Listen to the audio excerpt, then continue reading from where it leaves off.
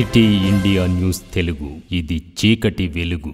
భారత మాజీ ప్రధాని స్వర్గీయ రాజీవ్ గాంధీ గారి 38వ వర్ధంతి సందర్భంగా ఈరోజు మహబూబ్నగర్ పట్టణంలోని కాంగ్రెస్ నాయకులందరం కూడా వారికి నివాళులు అర్పించడం జరిగింది.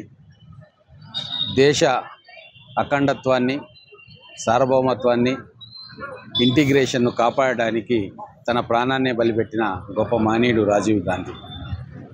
ఆ రోజు మిజోరాం కావచ్చు, పంజాబ్ కావచ్చు, శ్రీలంక కావచ్చు, ఇంకా అనేక ఈశాన్య రాష్ట్రాల్లో శాంతి ఒప్పందాలు కుదుర్చుకొని ఈ దేశం విచ్ఛిన్నం కాకుండా ఒక ముఖ్యమైన భూమిక నిర్వహించింది.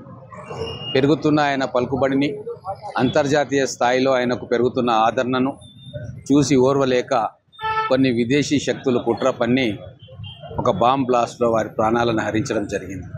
ఈ దేశం కోసం ప్రాణత్యాగం చేసిన మహనీయుడు రాజీవ్ గాంధీ. అంతేకాకుండా ఈరోజు ప్రపంచంలో 4వ అతిపెద్ద ఎకానమీగా భారతదేశం రూపుదిద్దుకుంటున్న సందర్భంలో వారు వేసిన పునాదులు చాలా కీలకం. ఆ రోజు కంప్యూటర్ విద్యని భారతదేశంలో ప్రవేశపెట్టి కంప్యూటరే భవిష్యత్తు అని చెప్పి మొదలు దాన్ని గమనించి మన విశ్వవిద్యాలయాల్లో, మన కాలేజీలలో, మన రీసెర్చ్ ఇన్స్టిట్యూట్స్కి ఆ కంప్యూటర్స్ని అందజేయించి మొట్టమొదటి సూపర్ కంప్యూటర్ను వారి హయాంలో మన భారతదేశానికి తీసుకొచ్చిన ఘనత రాజీవ్ గాంధీది.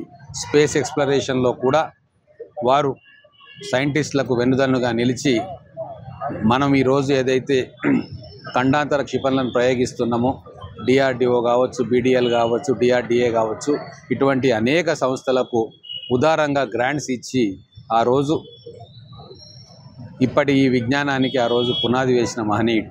అంటే దాదాపుగా ఒక 50 సంవత్సరాల భారతదేశం ఎట్లుండాలనో కలలు కానీ దానికి పునాదులు వేసిన మహనీయుడు. కాబట్టే ఈరోజు భారతదేశం మొత్తం కూడా వారిని స్మరించుకుంటూ మృదు స్వభావిగా, సహనశీలిగా, ఒక మర్యాద పురుషోత్తముడిగా ఈరోజు భారతదేశ జనులందరూ కూడా రాజీవ్ గాంధీ గారిని వారి 38వ వర్ధంతి సందర్భంగా జ్ఞాపకం చేసుకుంటా ఉన్నారు.